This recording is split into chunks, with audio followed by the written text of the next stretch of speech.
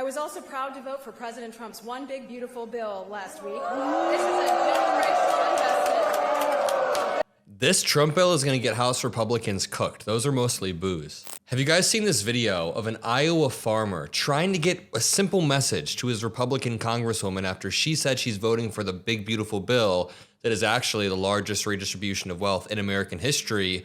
I just don't know if it quite gets through, but it is a beautiful message. Now, the Republican congresswoman is Iowa's Ashley Hinson. She was praising Donald Trump's bill and praising the government efficiency, or DOGE. Now, just to zoom out, this bill cuts $880 billion in Medicaid to redistribute it and make sure that billionaires can get tax cuts. It's really simple economics, right? Macroeconomics say that the government has to take in a certain amount of revenue. When you begin to slash taxes for billionaires, that's revenue that the government's losing. You have to make it up somewhere. So they stop paying out social safety nets, essentially, like Medicaid, which is absolutely vile. And really quickly, this article actually puts the day-to-day effects into scope. Medicaid is jointly financed by states and the federal government, but administered by states within broad federal rules. I mean, just read this part right here. Potential federal Medicaid cuts are equivalent to Medicaid spending for 18% of seniors and people with disabilities, 38% of adults, or 76% of children. Number and share of enrollees in each group equivalent to $88 billion in federal Medicaid cuts per year based on total spending per enrollee. It's vile, vile stuff. And when Representative Ashley Hinson tried to defend it, it didn't go well. This reads, constituents booed Republican Congresswoman Ashley Hinson at a town hall in her own Iowa district Wednesday when she praised Donald Trump's tax and spending plan and spoke approvingly of the, quote, Department of Government Efficiency's efforts to downsize the federal government. Even Elon Musk, like her statements are contradictory because remember, even Elon Musk came out this morning and said that Trump's new bill undermines everything that DOGE has done. Now, that in and of itself is a slippery lie because DOGE hasn't actually cut that much waste, fraud, or abuse, or any. Like, I promise you, if you look through the receipts or the ledgers, it's riddled with errors. DOGE has not saved any money. Elon Musk has cost us money because you shouldn't be looking at efficiency like how many people can I fire. It should be what's the return on investment that I can get. The same thing with the big beautiful bill. What's the return on investment? There's none. This says it's the latest instance of a Republican lawmaker being taken to task at a public event over their support for Trump's policies, and came days after Hinson had voted for the one big beautiful bill when it passed the House of Representatives. She voted, and she's facing the repercussions. This could backfire in the midterms very, very badly if we continue to spread the message. Democrats have dropped the ball with communication a lot. That is the least you can concede. Some people still email me and get mad when I say that. Come on. Democrats have dropped the ball with communication. That's why we've lost to Trump and his simple, dumbed down messaging. That's what I'll call it. So what we have to do is continue to communicate, continue to push forward. I've been going in a lot of these spaces. I've been going on Newsmax and News Nation trying to spread our core values. Make sure you subscribe and like and drop a blue heart to help continue the venture. I get comments like this. I've been watching for a while and I just realized I wasn't subscribed. Fixing that now.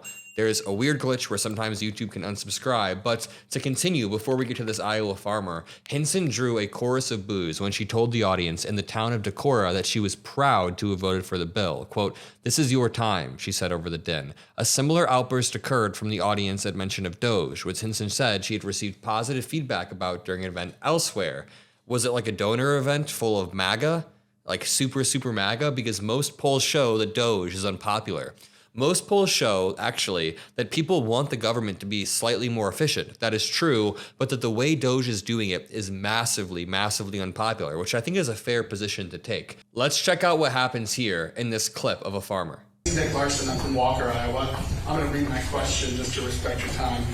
I'm a lifelong Iowan who grew up on a family farm. I attended college in Iowa, worked for a large corporation for 27 years, and retired early from executive leadership to return to my farming roots. I'm a self-employed farmer and consultant and purchased my health insurance through the ACA marketplace. The recent legislation passed by the House will result in at least a $4,000 tax increase for my family of four.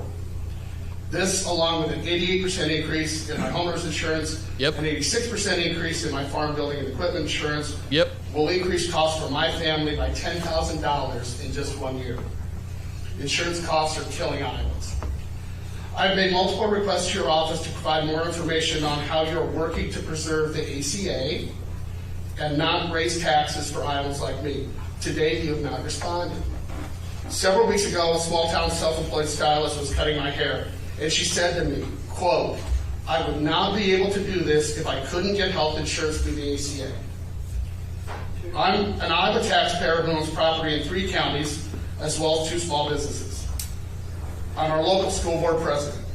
I'm a church trustee and donate time, gas, and equipment to mow our 6-acre church campus every week.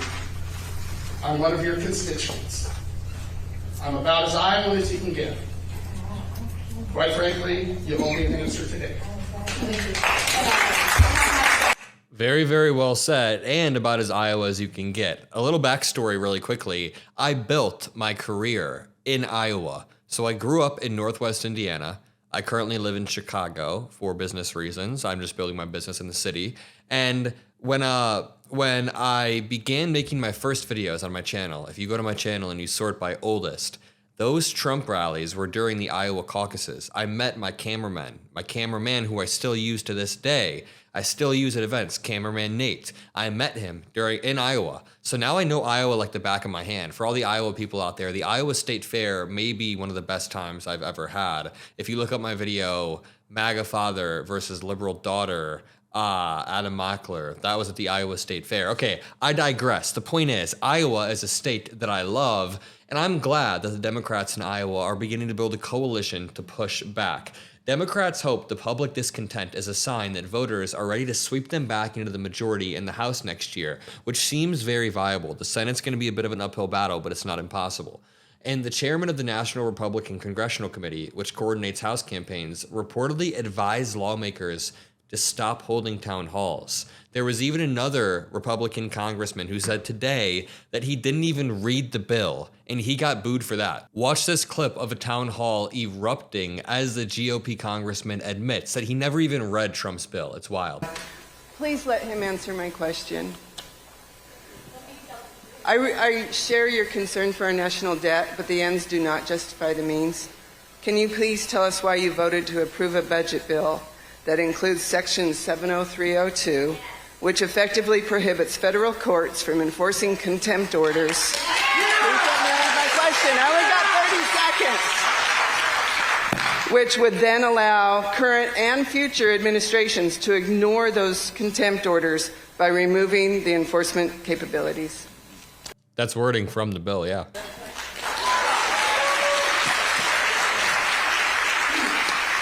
I do not agree with that section that was added to that bill.